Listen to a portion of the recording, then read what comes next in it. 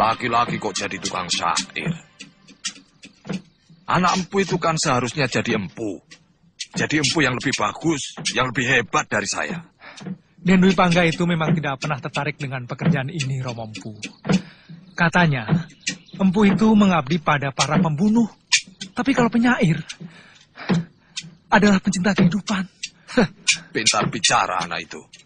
Siapapun yang sudah ditotol oleh Dewata untuk menjadi pembunuh.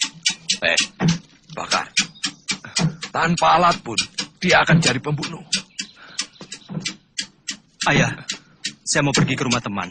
Ini lagi. Aku tidak pernah tahu apa maunya. Lontang-lantung.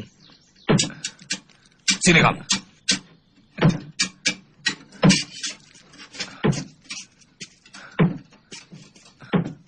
Di sini tempatmu. Bara api dan besi akan menempa dirimu menjadi manusia tangguh. Paham? Bagus. Menjadi empu itu tidak hina. Bahkan para ksatria menikmat.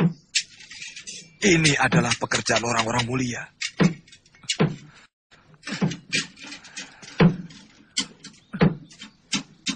Sudah sana. Baik, Ayah. Mereka tidak sadar bahwa kehormatan keluarga, kecukupan harta yang mereka nikmati dari bayi, adalah karena kemampuanku dalam membuat senjata. Keberhasilan para narapati serta senopatiku yang gagah berani itu tidak akan mulus tanpa memiliki senjata pusaka. Untuk itu, aku sangatlah menghargai Empu yang dengan sangat tekun telah menciptakan senjata-senjata pusaka untuk mereka. Untuk jasanya yang tidak kira itu, aku hanya bisa memberi hadiah yang nilainya jauh lebih sedikit dibanding rasa terima kasihku yang hampir tidak bisa diukur dengan angka.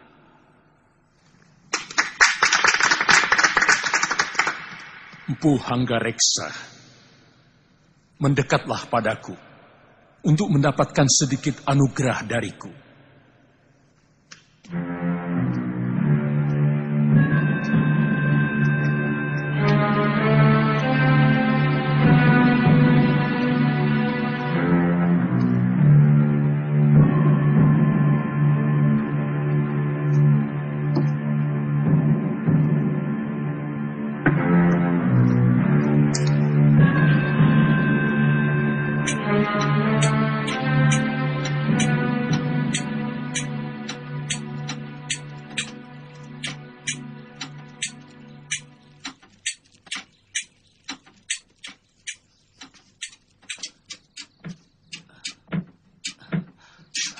Sudah agak lama aku hanya membuat alat pertanian.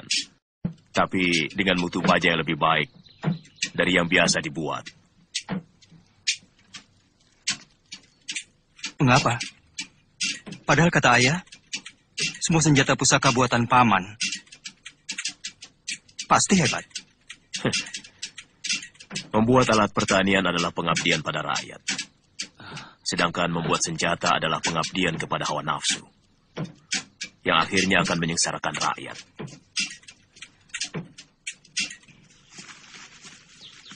Tetapi yang saya tahu, pada saat ini masih banyak para pendekar yang menjadi begundal-begundal para hartawan yang jelas-jelas memeras rakyat, Guru.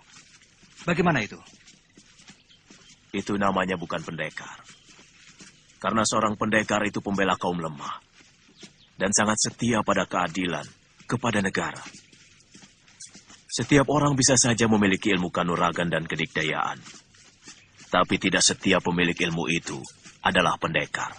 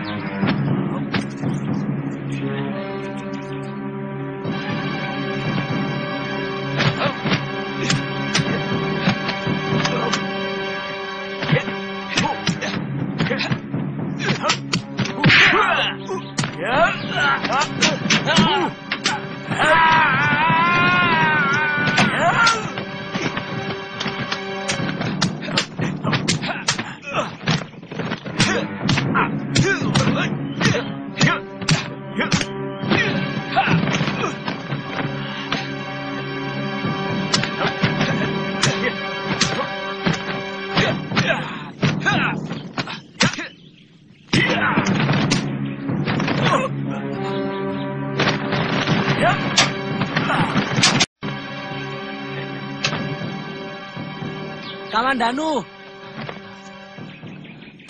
gunakan jurus naga puspamu.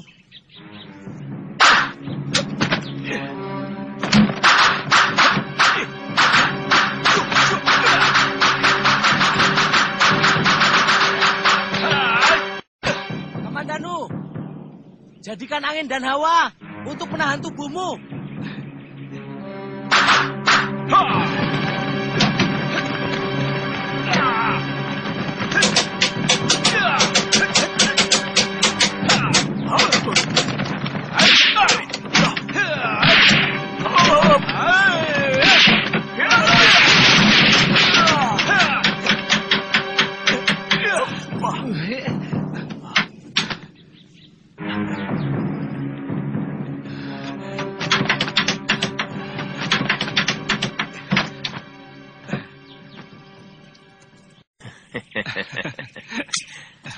Kau berhasil mengecohku. Serangan tanganmu tadi begitu cepat sehingga menutupi pandangan mataku. Itu adalah kunci keberhasilanmu. Sayang, kau terlalu bernafsu menyerangku, sehingga kurang teliti. Benar, Guru. Saya merasa Guru selalu mampu membaca serangan saya. Mungkin arah serangan saya sudah Guru baca dari sorot mata. Benar. Seorang pendekar yang arif harus mampu membaca serangan lawan lewat sorot matanya. Iya. Sehingga kita dengan mudah menghadapi jurus lawan.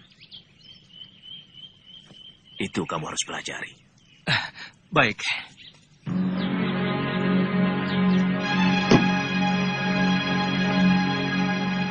Alangkah besar anugerah Baginda terhadap kita.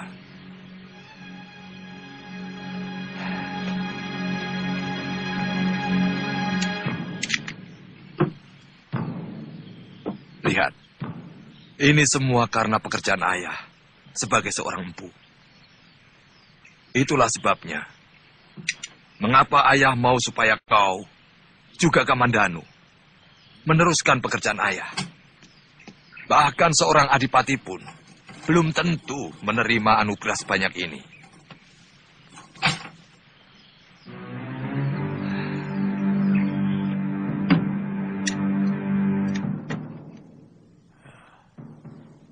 Bawa semua emas Kertanegara ini, Anggareksa.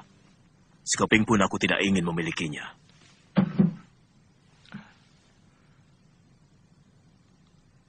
Jangan berlebihan, Kakang. Aku tidak mau mengangkangi semuanya. Karena di sini ada hak Kakang. Banyak senjata pusaka ciptaan Kakang yang dikirim ke Singasari melalui tanganku. Semua aku kerjakan untukmu. Bukan untuk Kertanegara, karena kamu adalah adik seperguruanku. Dan ku minta agar kamu tidak berusaha untuk merubah sikapku yang tidak suka kepada kebijaksanaan Sang Prabu. Baik, kita sudah sangat berselisih jalan. Ya, bahkan kita sudah berselisih paham. Kau sudah mulai sila oleh Gemilang Emas. Kakang, selama uang ini bukan hasil rampasan, aku tidak pernah merasa malu menyimpan hartaku yang kudapat dari keahlian dan tenagaku sendiri. Selamat tinggal, Kakang.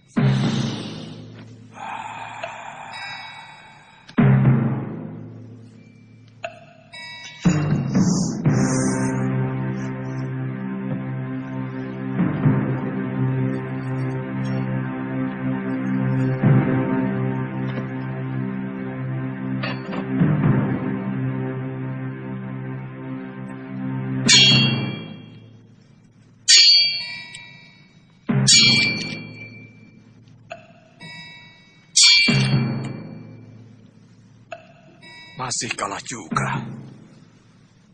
Benar-benar ilmu Kakang Ranubaya masih lebih tinggi.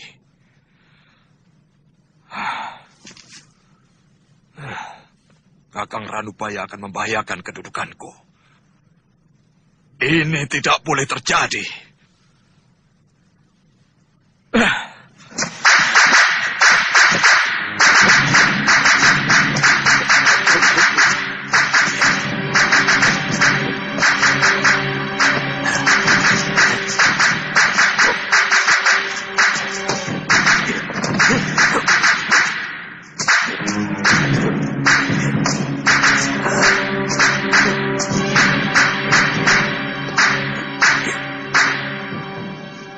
Kalian perhatikan baik-baik. Akan kuperlihatkan beberapa jurus pedang naga puspa.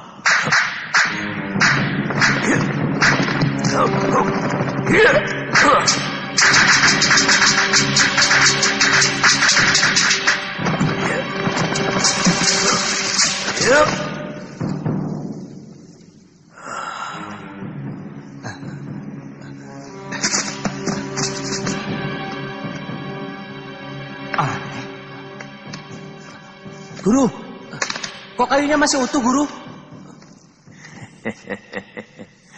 Awas!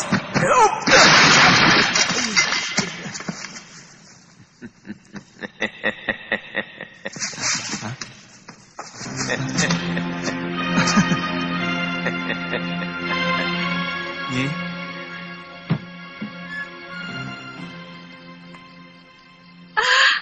Nyi Dan Rongkot. bagus.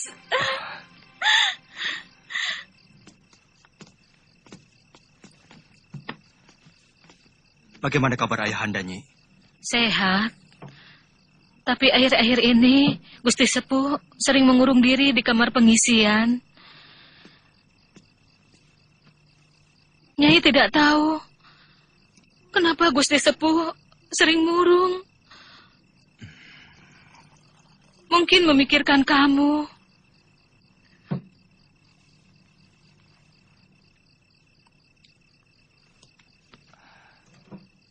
Apakah Ayahanda sudah tidur?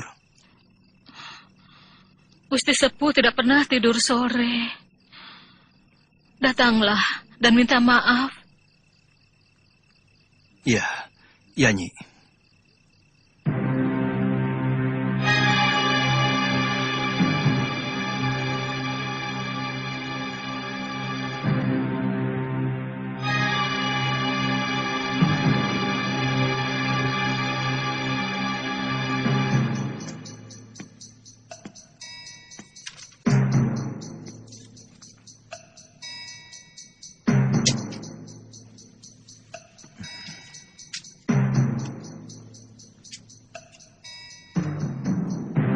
Duli Paduka Gusti Prabu, sebagai abdi yang ditugaskan membuat senjata pusaka dan semua perlengkapan tentara Singasari, serta mengelola ruang penyimpanan dan pemeliharaan senjata istana Singasari.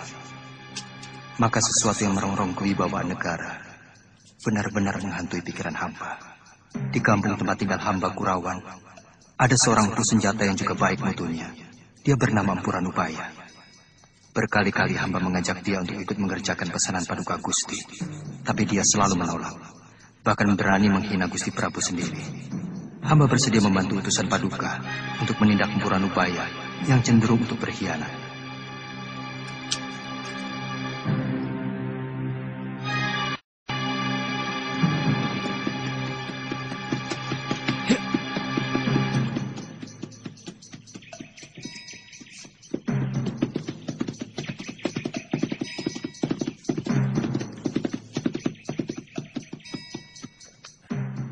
Bicik.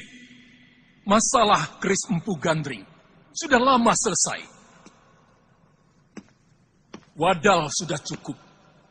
Bahkan ayahandaku sendiri juga telah menjadi korban. Mulai dari Eyang Tiriku, Ken Arok, Anusapati, Toh Jaya, dan Ranggawuni ayahku, semua telah menelan kutubnya. Ampun, Gusti. Itulah kecupetan Ranubaya. Hamba sudah berusaha meluruskannya, tapi dia tetap dengan pendiriannya. Terutama pada masalah yang terakhir. Ampun, Gusti. Ranggalawe,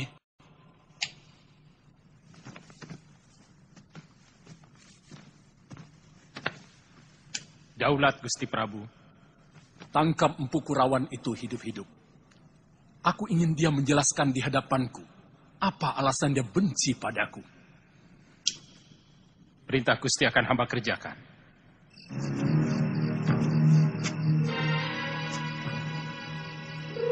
Kamu tidak usah khawatir. Akan kuhadapi apapun tuduhan kepadaku. Akan kukatakan mengapa aku berkata seperti itu. Semua itu demi kebaikan Singasari. Kelihatannya di surat Ayahanda semacam ada persaingan antara beliau dengan guru. Aku tidak pernah merasa bersaing dengan siapapun. Ayahmu seharusnya tidak perlu mencemaskan aku. Dengan penolakanku untuk tidak bekerja sama kepada Singasari, seharusnya dia lebih merasa gembira karena tidak ada saingan. Aku heran, malah dia membabi buta. Saya cemas kalau tentara Singasari akan menyiksa guru.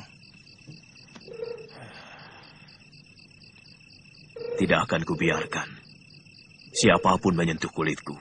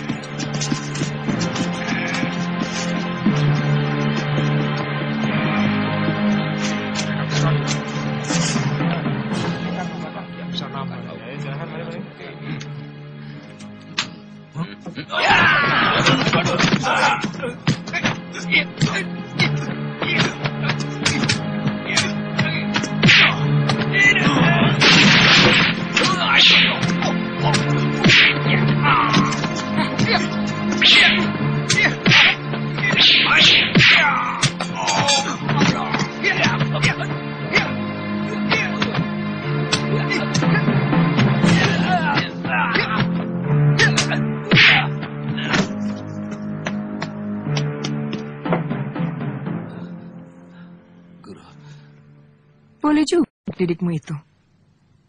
Aku suka watak jahatnya. Mari.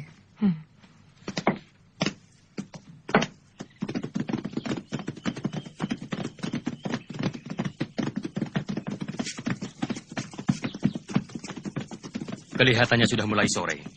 Apa tidak sebaiknya kita menginap di Apajek ini, Tuan Hanggareksa? Benar. Kita bisa kemalaman di hutan Gandasari.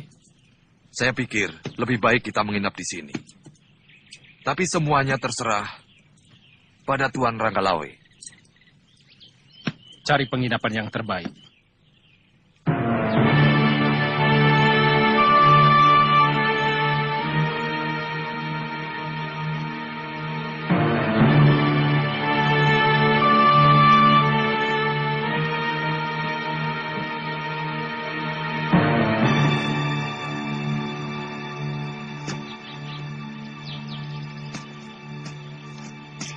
Waduh, selamat datang tuan-tuan. Apakah tuan ingin menginap? Carikan kamar yang terbaik untuk Tuan Ranggalawe dan Empu Hanggareksa. Baik, tuan.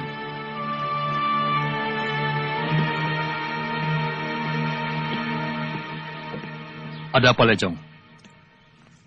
Matamu seperti mau melompat keluar. Guru, ada orang Singasari yang dulu pernah mau saya rampok. Sekarang, saya mau merampoknya lagi. Sampai berhasil. Tidak boleh tidak, Guru. Orang Singasari. Silakan tuan-tuan istirahat di sana. Tempatnya sudah tersedia. Yang tinggi besar itu, namanya Ranggalawe. Dia salah satu perwira Singasari yang cukup tangguh. Dia sudah punya banyak pengalaman dalam berbagai medan pertempuran. Anak wiraraja itu sangat sakti. Siapkan makanan dan minuman. Kalau yang berpakaian seperti pendeta itu, Siapa? Aku belum kenal. Kemungkinan dia seorang empu keris.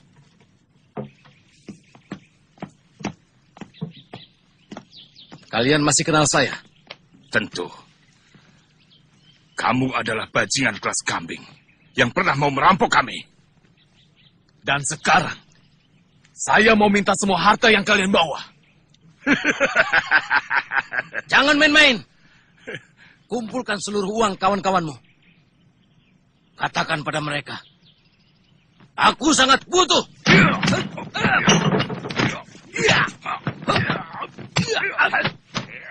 Kau kenal mereka? Ya, dulu pernah mau saya buntungi kedua tangan mereka. Saya harus menghukum kedua orang itu.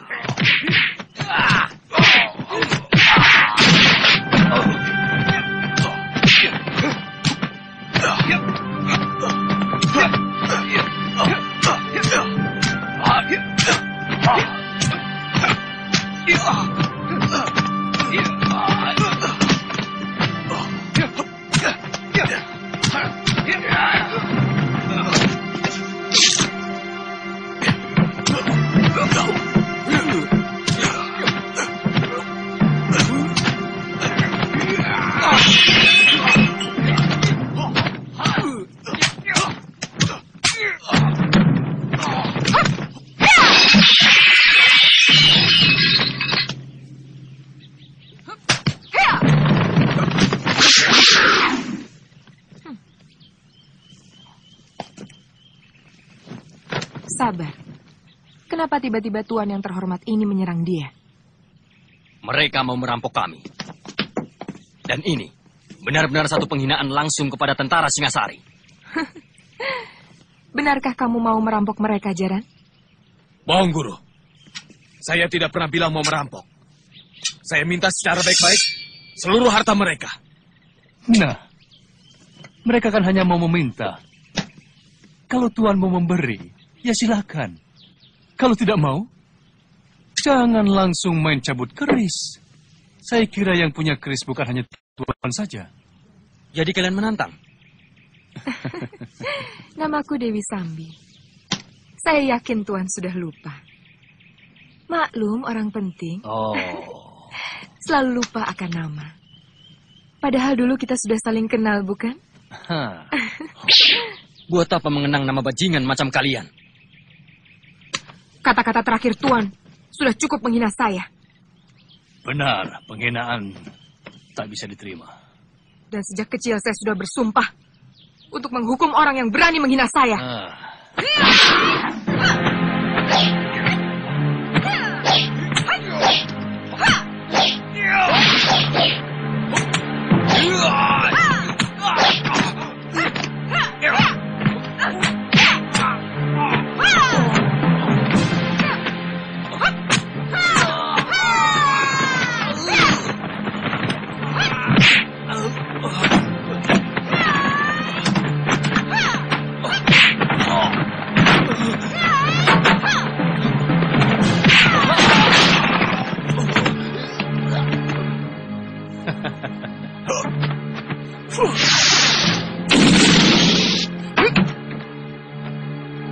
Sambi, biar aku yang mengurus orang-orang Singasari ini.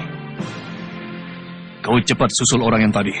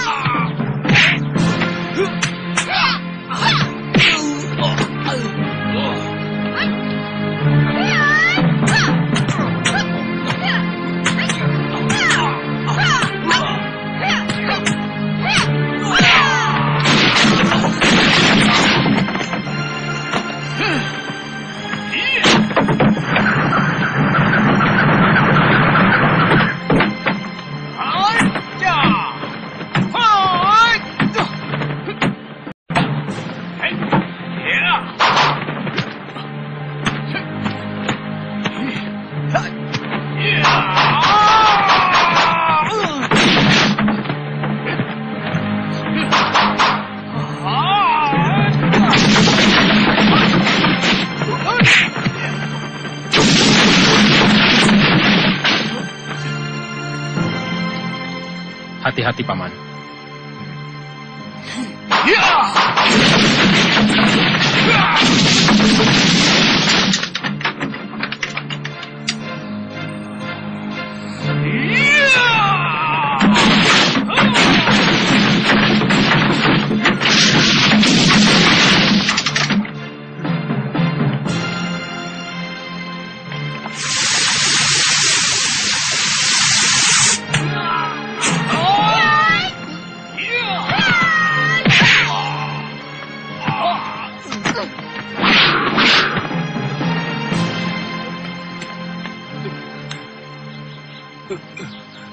Selamatkan nyawanya, Paman. Biar aku yang menghadapi mereka.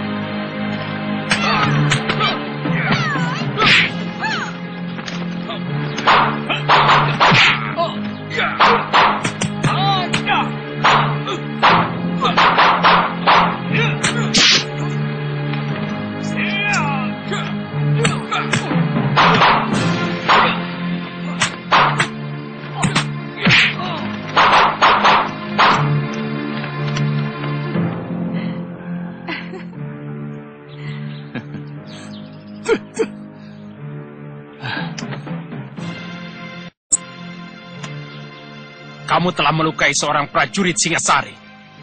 Artinya, kamu sudah berani melawan negara. Gampang sekali mencap orang melawan negara. Sebagai pimpinan, seharusnya Tuan bisa lebih bijaksana. Apakah Tuan tidak melihat sendiri anak buah Tuan itu berbuat sewenang-wenang, menghina dan mencerca orang seenak perutnya? Jangan memutar balik kenyataan, Nyi Sanak. Aku melihat kalian memang sengaja memancing keributan. Itu juga tuduhan Tuan, bukan perbuatan kami. Jadi seharusnya Tuan yang kami beri pelajaran.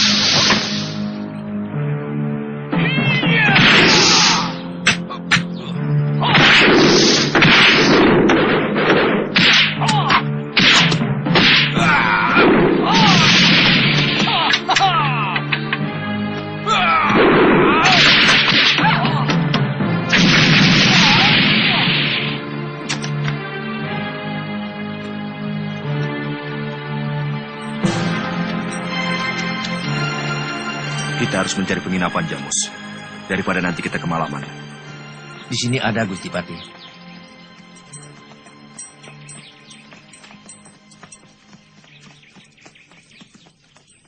Tuan Ranggalawe, Kalau Tuan mampu mengalahkan saya, silakan kami semua Tuan bawa ke penjara Singasari. Tapi kalau saya mampu mengalahkan Tuan, kami semua harus dibebaskan. Dan jangan ada lagi yang menghalangi langkah kami. Boleh. Tapi yang disebut kalah adalah sampai mati. Kau atau aku yang mati. Itu yang mengganggu langkah kami. Tuan Ranggalawe, syarat Tuan kami terima. Tapi jangan salahkan saya kalau Tuan mati lebih dulu.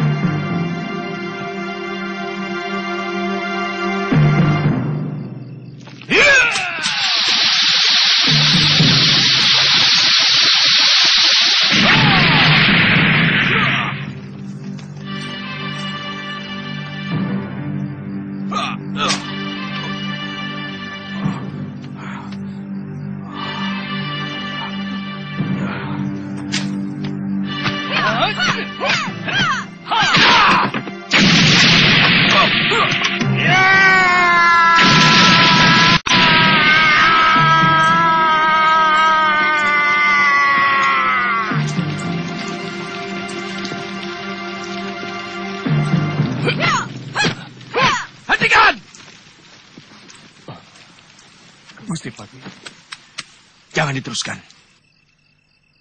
Tuan Patih Kebamundara, apa urusan Tuan dengan kami? Ini daerah Singosari, bukan Gelang-Gelang. Tuan tidak berhak melarang siapapun di sini. Sabar. Memang ini bukan daerah kekuasaan saya. Saya juga sebenarnya tidak enak ikut campur, walaupun hanya untuk mendamaikan. Tuan Ranggalawe, mereka ini adalah orang-orang saya. Sebagai Patih Gelang-Gelang, saya minta maaf atas kesalahan mereka. Saya tidak suka diolok-olok. Mereka jelas telah melecehkan kami, tentara Singasari. Itulah kebodohan mereka. Mereka tidak tahu sedang berhadapan dengan siapa. Mereka tidak kenal Tuan Ranggalawe yang sudah termasyhur sebagai Panglima Perang Pilih Tanding. Baik, karena Tuan sebagai pejabat Gelang-Gelang, saya maafkan mereka. Tapi saya tidak mau melihat mereka di tanah Singasari. Kalau masih juga saya jumpai mereka, terpaksa mereka akan berhadapan denganku. Dan hukumannya, mati. Terima kasih, Tuan Ranggalawe. Saya akan perintahkan mereka untuk kembali. Sekarang juga.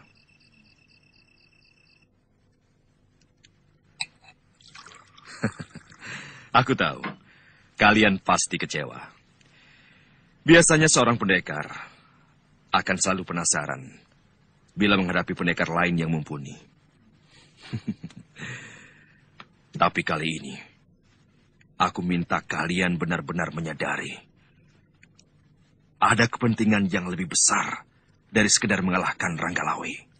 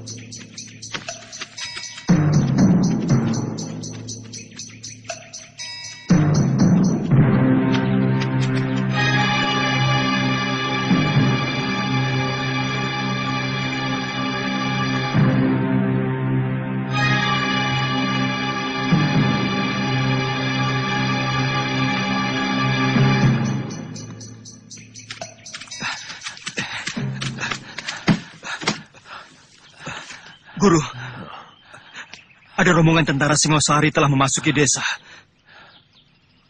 Mereka mungkin mau menangkap Guru. Sebab Ayahanda ada di antara mereka, Guru. Di mana kalian lihat? Di Bukit Padang Rumput. Masih ada waktu. Wirot, kamu jaga jalan menuju kemari.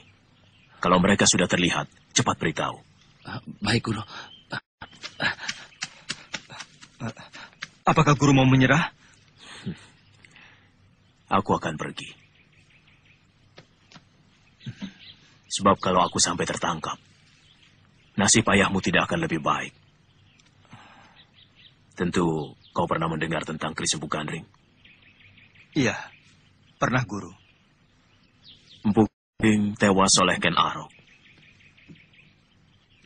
Dan terus-menerus, Kris itu menuntut balas pada sanak kadang Ken Arok yang meneruskan kekuasaannya di Singasari. Tentu saja para cantrik-cantrik Empu Gandring menaruh dendam kepada Singasari. Dan salah seorang murid terkasih dari Empu Gandring adalah Empu Bango yang mempunyai murid tunggal bernama Empu Sasi. Mereka ini semuanya bersumpah untuk tidak mengabdi kepada Singasari. Termasuk dua orang muridnya yang bernama Empu Ranubaya dan Empu Hanggareksa. Ayahmu sendiri. Tapi ternyata ayahmu lebih memilih untuk mengkhianati sumpah itu. Kamandanu, untuk sementara kita harus berpisah. Jurus naga puspa yang kau pelajari, tinggal jurus pamungkasnya saja. Suatu saat kita pasti bertemu lagi. Guru mau kemana? Bolehkah saya ikut? Jangan. Aku tidak mau ada bibit perpecahan timbul di rumahmu. Sementara aku meninggalkan Kurawan, sambil mempersiapkan senjata buatmu. Sebagai pelengkap jurus naga puspa yang kau pelajari. Suatu saat kita pasti akan bertemu. Waktunya sudah sempit. Rumah ini harus kubakar. Aku tidak mau ada orang Singasari yang menyentuh barang-barangku.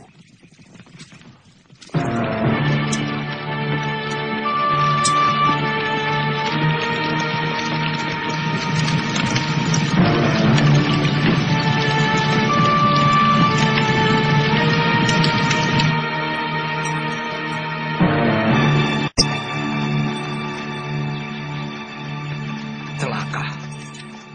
Ada apa, Tuan? Rumah Ranubaya terbakar. Pasti ada yang tidak beres. Ha! Ya!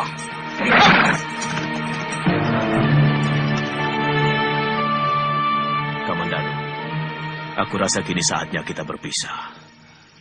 Aku berjanji suatu saat aku akan mencarimu untuk menyerahkan keris yang aku ciptakan untuk melengkapi jurus naga puspa. Aku minta kamu harus mengamalkan ilmu itu untuk membela kaum yang lemah. Baik, Guru.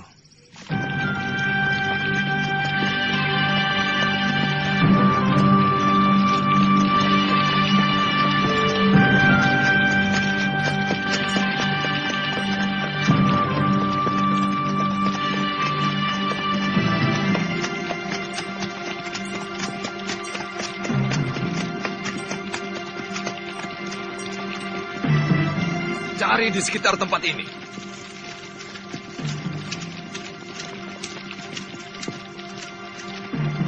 Pasti ada yang memberitahu. Apakah Tuan pernah menceritakannya pada seseorang? Bahkan pada anakku sendiri pun tidak.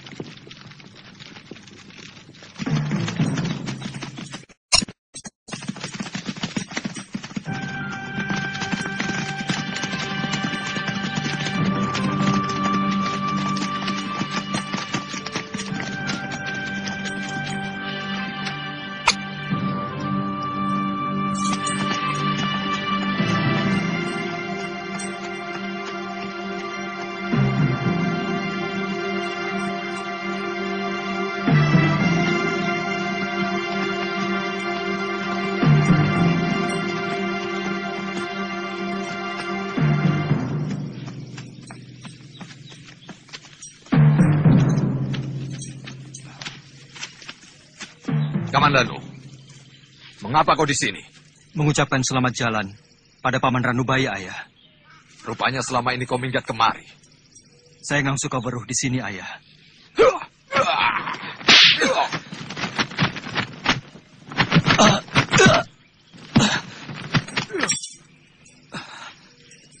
Kurang ajar.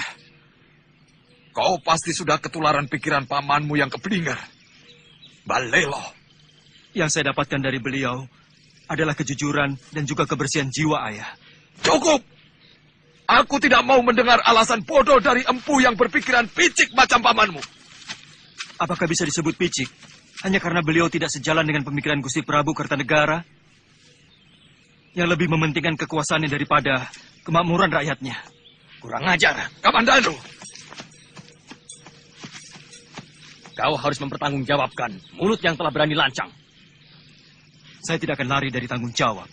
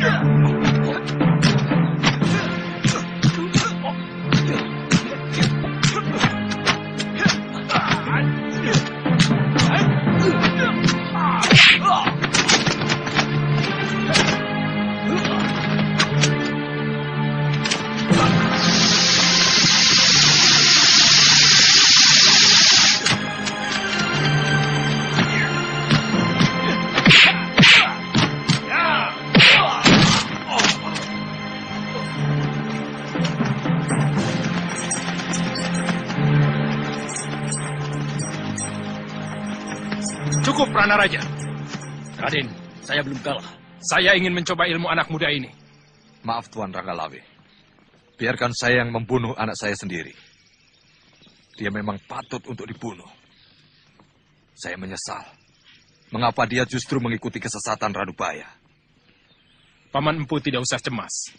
Aku tidak menyalahkan Paman. Aku malah tertarik pada keberaniannya. Tapi saya malu, Raden.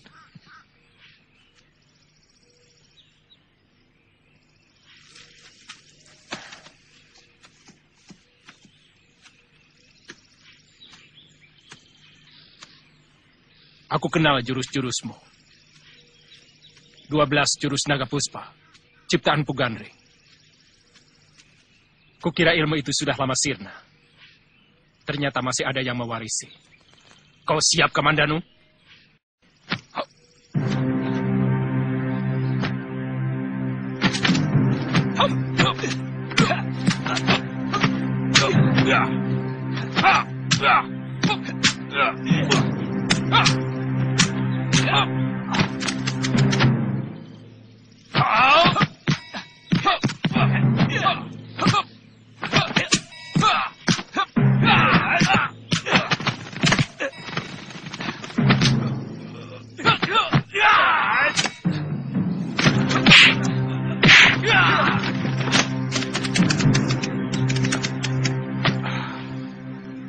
Saya bilangin, kau titisan Pugandri.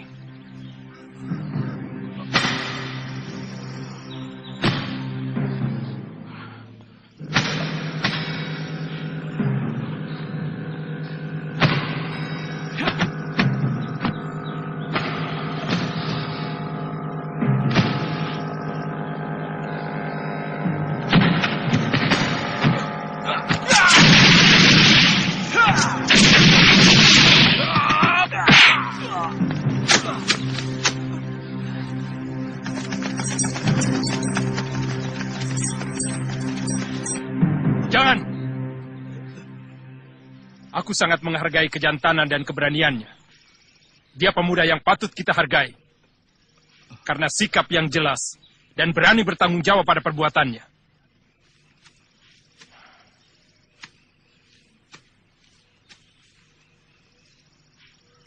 Makan obat itu untuk menghentikan darah dan mengeringkan luka dalammu.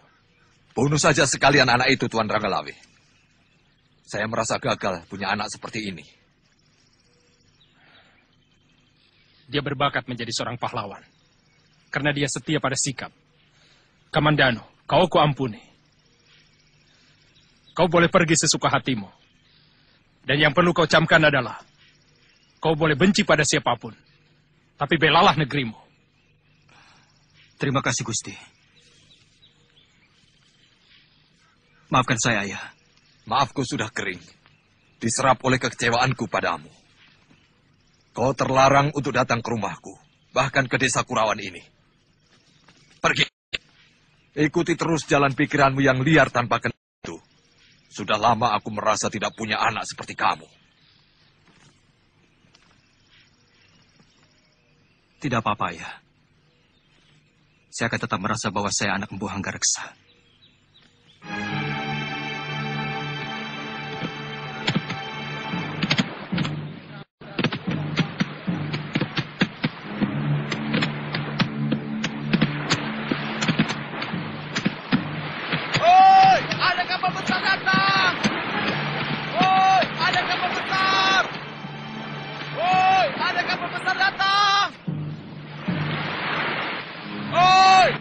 Ada kapal besar! Ada kapal besar datang! Mereka seperti dari seberang. Lihat, bentuk kapalnya berbeda. Lihat, ujungnya seperti naga. Mungkin dari negeri naga. Cepat, panggil Gusti Adipati. Sudah, Kemi dan Nunu sudah ke sana.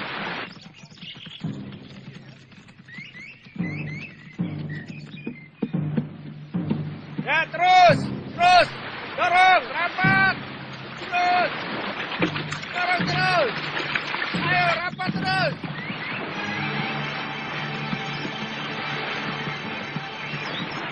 Raden tahu mereka itu dari mana? Ya, saya pernah mendengar cerita bahwa orang yang bermata sipit dengan pakaian yang indah gemerlapan itu pasti orang daratan Cina.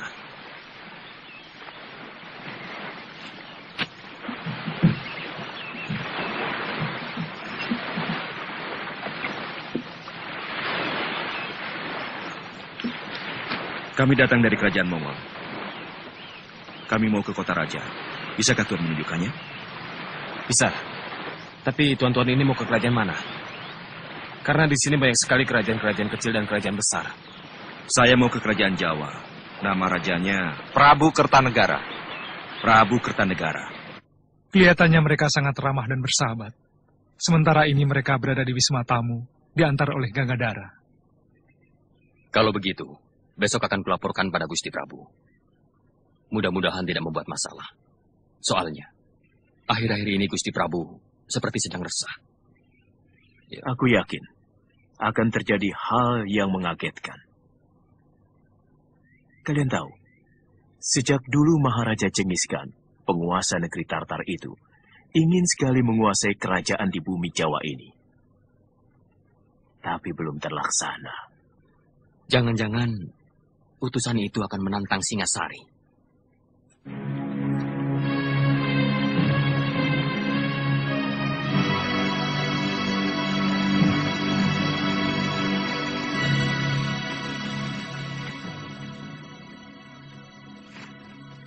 Hamba mengaturkan surat dari Baginda Maharaja Kubilai Khan, penguasa dari daratan Hindustan hingga pantai timur negeri Cina. Baca surat itu, Wijaya.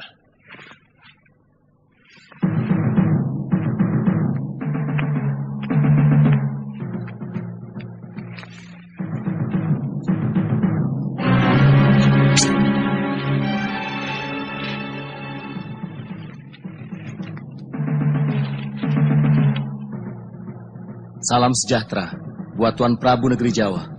Aku Maharaja Kubilai Khan, pemimpin bangsa Yuan yang kekuasaannya menghampar dari tanah Hindustan sampai ke ujung timur negeri Cina. Akan menjamin keselamatan negeri Tuan kalau Tuan mengakui kekuasaan kemaharajaanku yang perkasa. Pasukan kuat kami mampu bergerak seperti badai gurun pasir, menghancurkan siapa saja yang berani menentang kekuasaanku. Kapal-kapal lautku mampu menutup lautan dan sungai-sungai di negeri Tuan. Sebaliknya, kalau Tuan Prabu menerima ajakan baikku, maka kami akan membuka perdagangan dengan negeri Tuan dengan perasaan damai. Jawaban Tuan Prabu sangat kutunggu.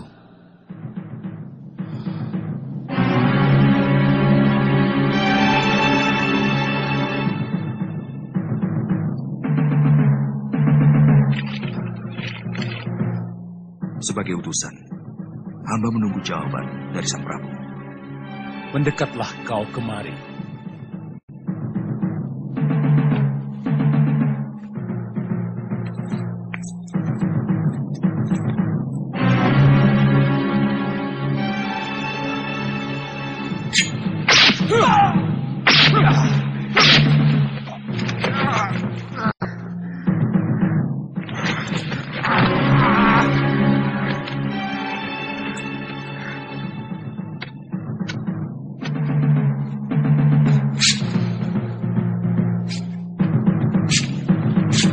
Itulah jawabanku.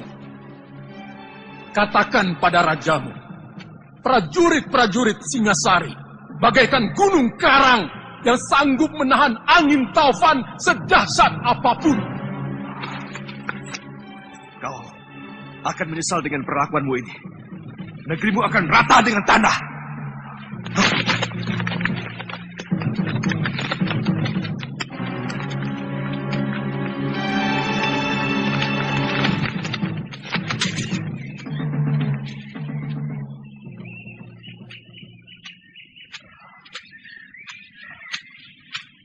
Sedang apa, Mbok?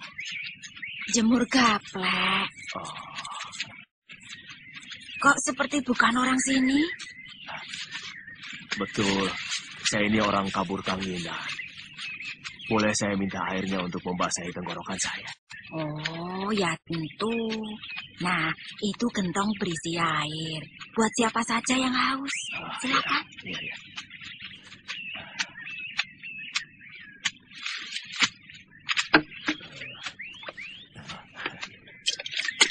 Minta ya, Pak.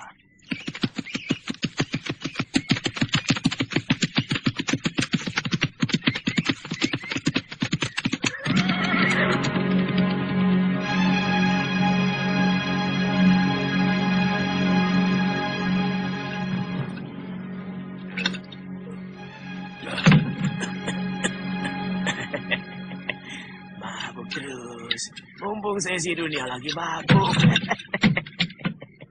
Satukan di lagi. Sudah cukup, Pak Tua. Warung ini bukan untuk mabuk-mabukan. Aku tidak mau ada kerusuhan karena ulah pemabuk. Mestinya kita malu pada tamu-tamu dari Kiteng Nagari itu. Awas, yuk.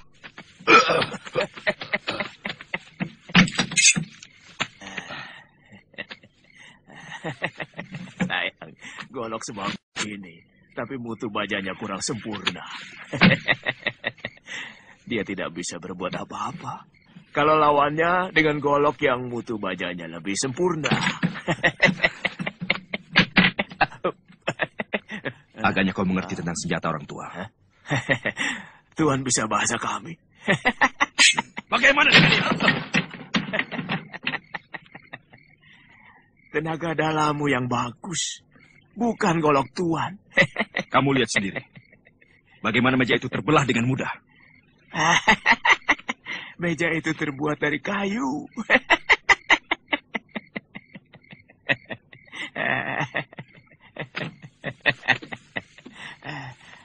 Aku jadi semakin penasaran denganmu, orang tua. Siapa sebenarnya kamu? Saya adalah empu, pembuat senjata.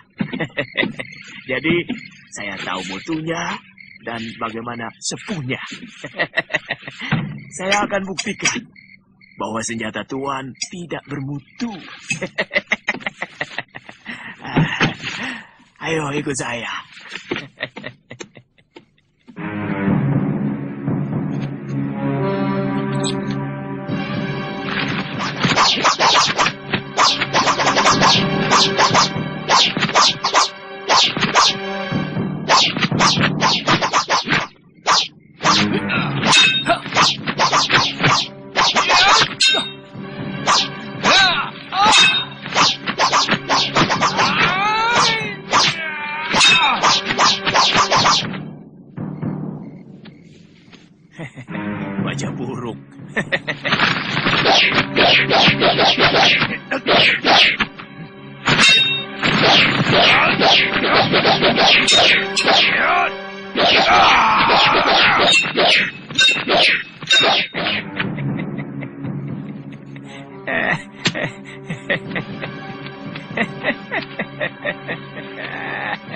Kurang ajar.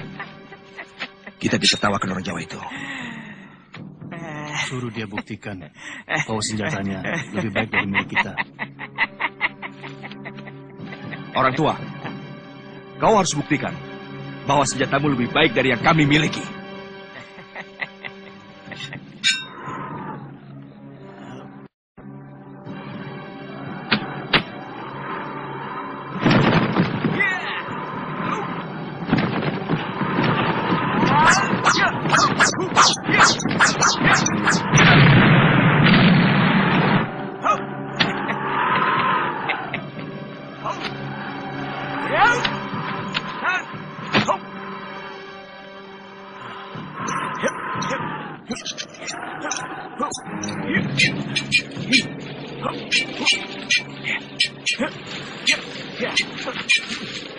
Cukup!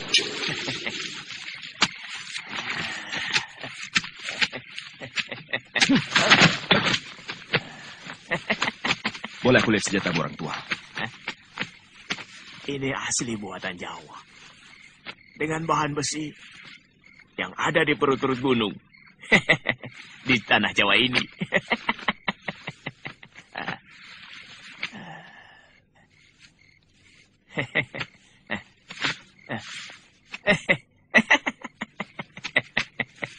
Luar biasa.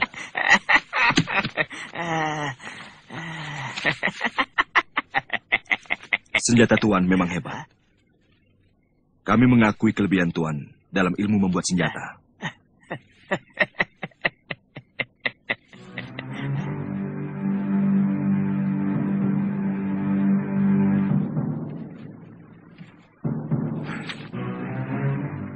Belum ada tanda-tanda dia muncul. Jangan-jangan dia tertangkap. Kelihatannya orang tua aneh itu bukan orang sembarangan. Wong Chow juga bukan orang sembarangan. Racun penenangnya sangat ampuh.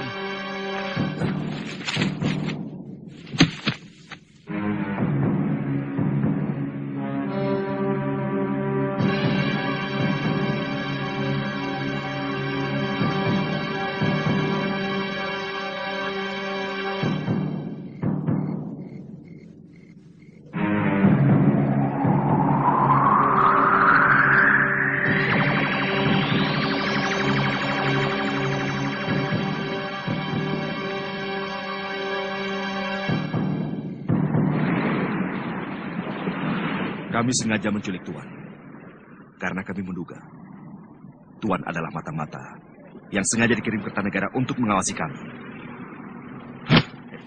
Sekarang Tuan kami jadikan tawanan negara. Silakan.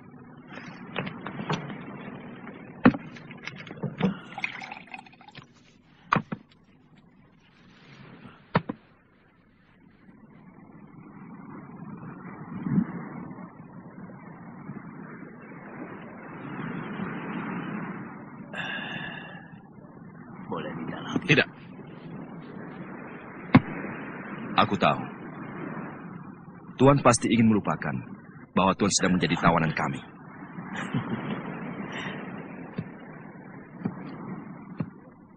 Kalau dia mau tambah anggur lagi, suruh dia lawan saya, Tuan. Kau bisa mendapatkan anggur itu kalau kau berhasil merebutnya dari tangan Tuan Chen Pi.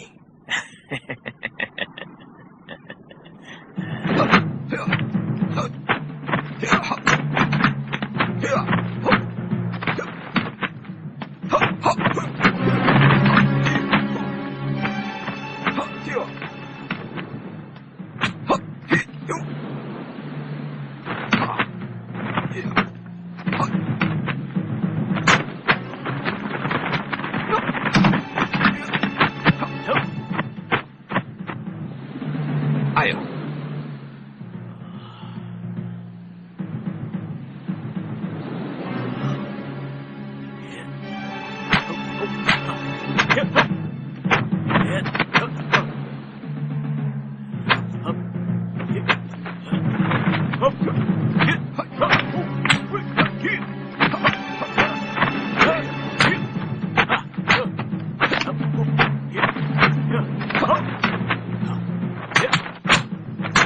Luar biasa. Itu pasti baru jurus-jurus dasar dari kungfunya. Aku yakin dia pasti bisa merebutnya.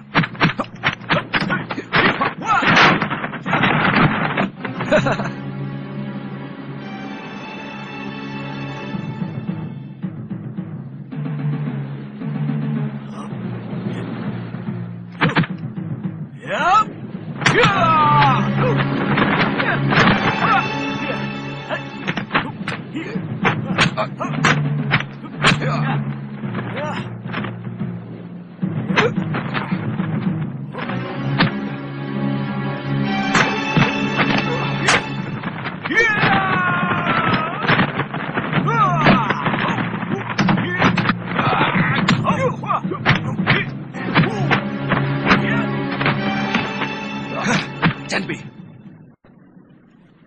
orang tua ini telah mendapatkan haknya sesuai janjimu. Kau harus jujur.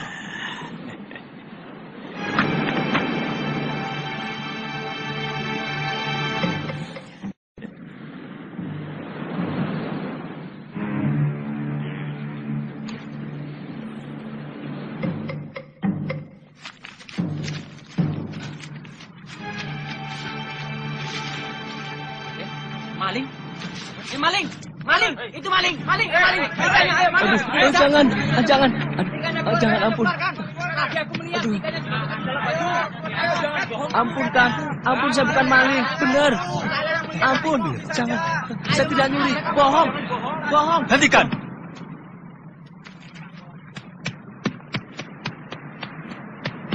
Saya akan bayar semuanya apa yang telah diambil.